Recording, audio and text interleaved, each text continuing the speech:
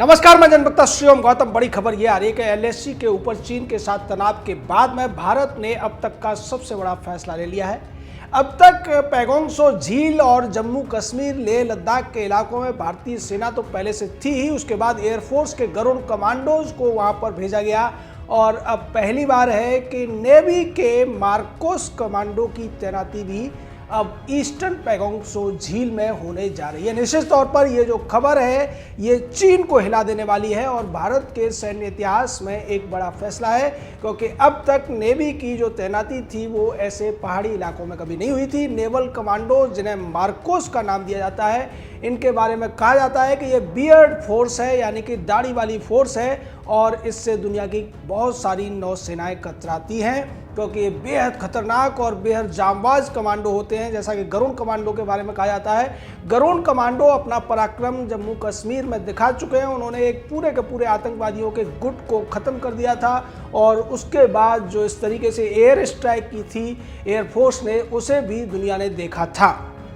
निश्चित तौर पर जिस तरीके से भारत ने अपना एक chief of the defence staff का एकीकृत पद सृजित किया था, तभी ये अंदाज़ा लग गया था कि अब भारतीय सेना, वायुसेना और नौसेना हर तरीके के ऑपरेशन में एक दूसरे को सहयोग करते हुए, एक दूसरे के साथ कंधे से कंधा मिलाते हुए लड़ेंगी। और इसी का ये नज़ारा है कि पहले आर्मी के साथ में, आर्मी की जो पैरामिलिट्री के जो ग्रुप्स थे, पैरा ट्रुप्स थे, उनके साथ में एयरफोर्स को उतारा गया और अब उसके बाद में सीधे तौर पर मार्कोस कमांडोज को उतार दिया गया है। मार्कोस कमांडो को दूसरी और जिम्मेदारी दी गई है, वो है डल झील के अंदर की। जिस तरीके से डल झील के माध्यम से भी आतंकवादी अपनी गतिविधियों को अंजाम देने की कोशिश करते हैं, मार्कोस कमांडो की एक टुकड़ी डल झील में भी तैनात होगी। यानी कि लद्दाख की यूनियन टेरिटरी के अलावा जम्मू कश्मीर की टेरिटरी में भी एक मार्कोस कमांडोज की ट्रुप तैनात होगी और ये सीधे तौर पर दुश्मनों के लिए बहुत ज़्यादा चौंकाने वाली खबर है। आर्मी की जो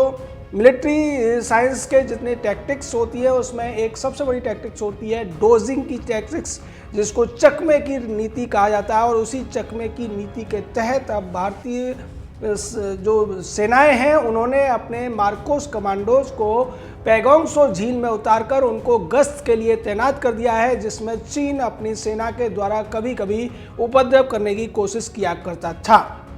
पैगोंग त्सो झील वही है जिसको लेकर चीन और भारत के बीच में विवाद हो रहा था और इसके बाद में पैरा ट्रुप्स ने जिस तरीके से पैगोंग त्सो झील के आसपास के तमाम चोटियों पर अपनी मोर्चेबंदी कर दी, उससे भी चीनी सेना सख्ते में आ गई थी, चीनी सरकार सख्ते में आ गई थी और चीन को ये कहना पड़ा था कि भारत ने उसके इलाके में घुसकर उसकी ज़मीन पर कब्जा करने की कोशिश की है, जबकि वास्तव में वो जो ज़मीन थी वो एलएसी के आसपास की थी और ये भारत की ही ज़मीन थी, जो कि भारत के पहले प्रधानमंत्री रहे जवाहरलाल की गलतियों की वजह से चीन ने हड़प रखी है। लेकिन उन सभी ज़मीनों को जिस तरीके से भारतीय कमांडोज ने वापस लिया और उनके ऊपर मोर्चाबंदी की, बाद में जिस तरीके से वहाँ पर तमाम जो दूसरे हवाई दस्ते थे, जो लड़ाकू विमानों के दस्ते थे, उनको तैनात किया गया। एयरफोर्स को जिस तरीके से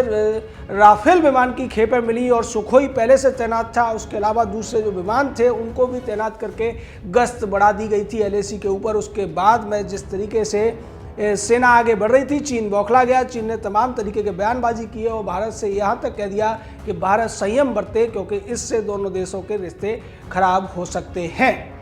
हालांकि दूसरी तरफ अगर बात की जाए, भारत और चीन के बीच में सैन्य स्तर पर बातचीत अभी भी चल रही है, राजनीतिक स्तर पर बातचीत अभी भी चल रही है, लेकिन भारत अच्छी तरीके से जानता है कि चीन जैसे देश पर जिसकी नीति विस्तारवादी है और दुनिया के तमाम देशों के साथ जो चीन के पड़ोसी हैं उनके साथ चीन के सीमा विवाद चल रहे हैं। चीन किसी भी हालत में अपनी विस्तारवादी नीति को रोकने का कोई कोशिश करता हुआ दिखाई नहीं दे रहा है। इसलिए भारतीय सेना और भारतीय सेना का जो पूरा का पूरा संगठन है, जिसके प्रमुख है जनरल बिपिन रावत, उन्होंने स्पष्ट कर दिया है कि वो तीनों ही कमांड का जो थिएटर कमांड जिन्हें बोला जाता है, तीनों ही सेनाओं को तालमेल में बिठाकर चीन को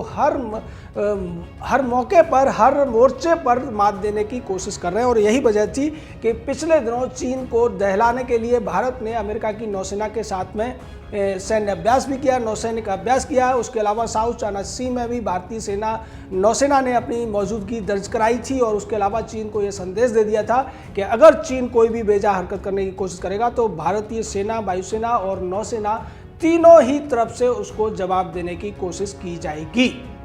चीन हालांकि ये दिखाने की कोशिश कर रहा था कि उसने भारत से लगी हुई सीमा के आसपास तमाम जो उसके सैन्य ठिकाने हैं या एयरबेस हैं वहाँ पर अपनी तैनाती बढ़ा दी है, लेकिन दूसरी तरफ भारत सरकार भी इससे चौकन्नी थी और भारतीय सेनाओं की तैनाती हमेशा ही चीन की सेना से बहुत ज़्यादा होती रही। और उसके बाद में चीन को ये कहना पड़ा कि इन दुर्गम परिस्थितियों में सेनाओं का दबदबा बढ़ाना उचित नहीं है, क्योंकि चीन की मजबूरी है कि वो ज़्यादा ठंड के इलाकों में अपनी सेनाओं को बहुत अच्छी तरीके से और पूरे की ताकत के साथ नहीं रख सकता है। उसको अपनी टुकड़ियां वहां से वापस लेनी थी। चीन पहले कोशिश कर रहा था कि शायद वो भारत को डराकर, भारत पर दबाव बनाकर अपनी सेनाओं को वापस तब लेगा जब भारतीय सेनाएं पीछे हट जाएंगी, लेकिन भारतीय सेनाओं ने पीछे हटने का कोई संकेत नहीं दिया और भारत ने अपनी जो तैनाती थी उसको लगातार बढ़ाना जारी रखा, जिसके बाद चीन को पीछे हटना पड़ा और चीन को ये कहना पड़ा कि बातचीत से ही मामले सुलझने चाहिए।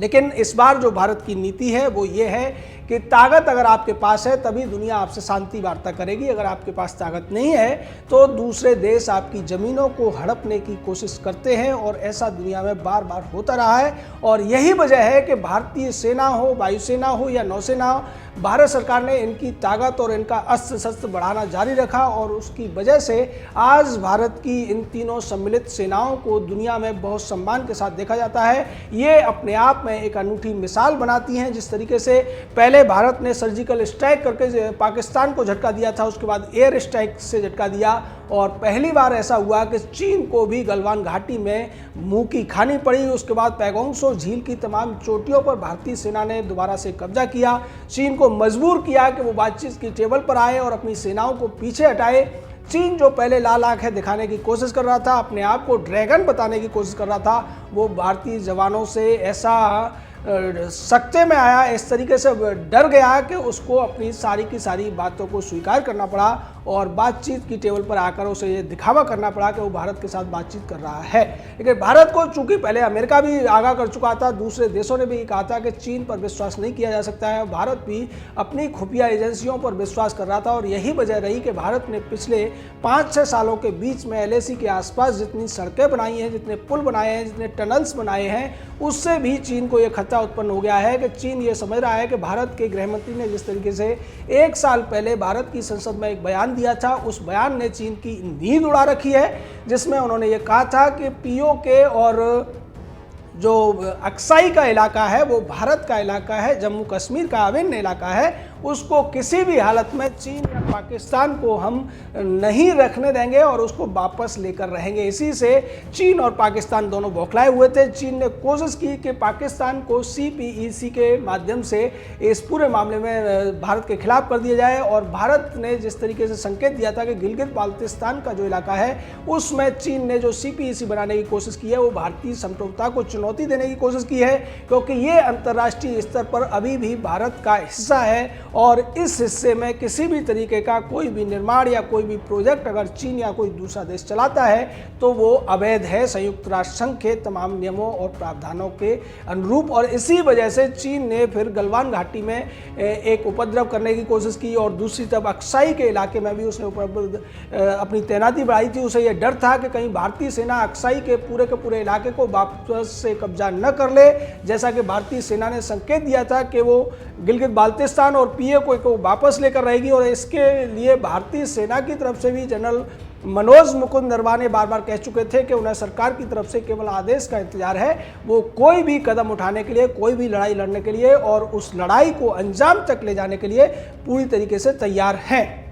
उसके बाद जिस तरीके से भारतीय वायुसेना के प्रमुख राकेश कुमार सिंह भदौरिया बार बार जम्मू कश्मीर के इलाकों का दौरा करने लगे और उन्होंने भी अपने वायुसेना के तमाम जंगी जहाज़ों को वहां पर लगाना शुरू किया, उससे भी चीन को ये समझ में आ गया कि इस बार भारत से पंगा लेना उसके बस की बात नहीं है। अगर उसने भारत के साथ पंगा लिया तो इस लड़ाई में उसका बहुत बड़ा नुकसान होने जा रहा है। इसीलिए चीन कभी आर्थिक मामलों की बात करने लगा, कभी ऐतिहासिक मामलों की, कभी विरासत की बात करने लगा, लेकिन उसे यह पता है कि इस बार भारत उसकी चाल में नहीं आएगा और चीन की हर ईंट का जवाब भारत इस बार बड़े बड़े पत्थरों से देने वाला है, गोली का जवाब गोलों से देने वाला है। यही वजह है कि भारतीय सेना जो रक्षा प्रमुख हैं रक्षा विभाग के जो प्रमुख है जनरल बिपिन रावत, उन्होंने निश्चित तौर पर वायुसेना की तैनाती के बाद में अब नौसेना के मार्कोस कमांडोज को पैगोंग त्सो झील में पहाड़ों के बीच में इसको लगाकर ये संकेत दे दिया है कि भारतीय सेना, नौसेना और वायुसेना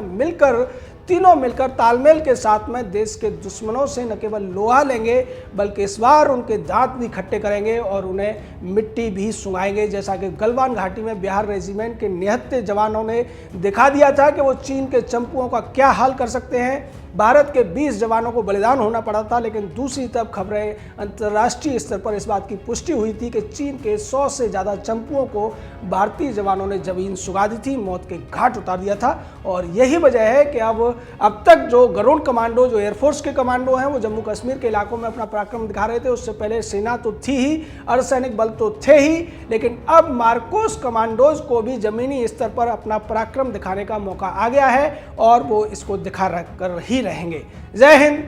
जय भारत।